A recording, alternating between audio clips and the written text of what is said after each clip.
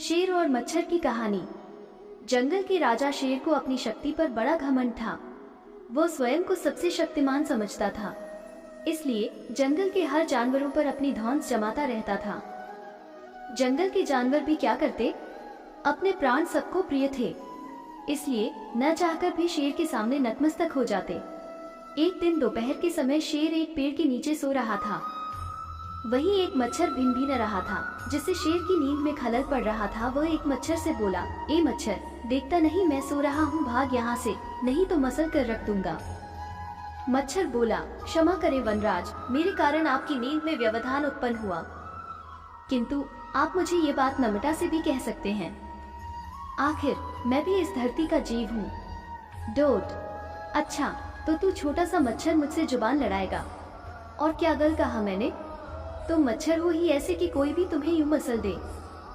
मैं तो ये बार बार कहूंगा, क्या बिगाड़ लोगे तुम मेरा? डोट, मच्छर को शेर की बात और व्यवहार बहुत बुरा लगा। वो अपने साथी मच्छरों के पास गया और उन्हें सारी बताए।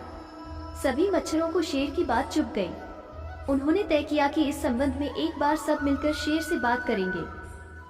सभी मच्छर शेर के पास पहुंचे और बोले, वनराज, हमें आपसे बात करनी है, जल्दी बोलो, मुझे तुम जैसों से बात करने की फुर्सत नहीं है। शेर बोला, वनराज, आप होंगे बहुत शक्तिशाली, किंतु इसका अर्थ ये कतई नहीं है कि आप अन्य जीवों और प्राणियों का मजाक उड़ाएं या उन्हें नीचा दिखाएं।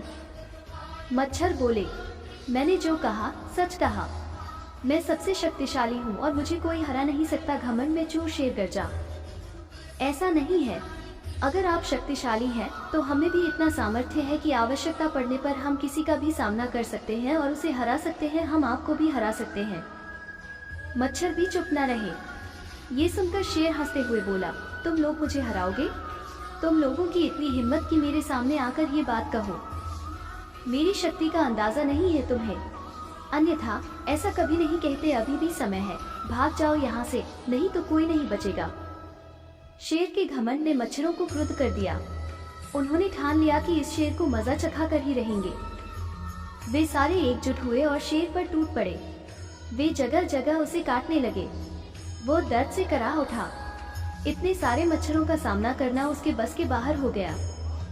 वो दर्द से चीखता हुआ वहां से भागा, लेकिन मच्छरों ने उसका पीछा नहीं छोड़ा।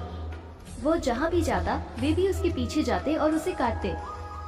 आखिरकार शेर को झुकना पड़ा। उसने हार मान ली। वो मच्छरों के सामने गिपड़ गिराने लगा, मुझे बख्श दो, मुझसे गलती हो गई, जो मैंने तुम्हें तुच्छ समझकर तुम्हारा मजाक उड़ाया और तुमसे बुरा व्यवहार किया। आज तुमने मेरा घमंड तोड़ दिया है, अब मैं कभी किसी को नीचा नहीं दिखाऊंगा। मच्छरों ने शेर को सबक सिखा दिया था, इसलिए उन्होंने उसे काटना बंद कर दिया। वे बोले, घमंडी का घमंड कभी न कभी अवश्य टूटता है। आज तुम्हारा टूटा है, घमंड करना छोड़ दो, अन्यथा एक दिन ये तुम्हें ले डूबेगा। और कभी किसी प्राणी को नीचा मत समझो, हर किसी का अपना सामर्थ्य और शक्ति होती है। शेर तौबा करते हुए वहां से भाग गया।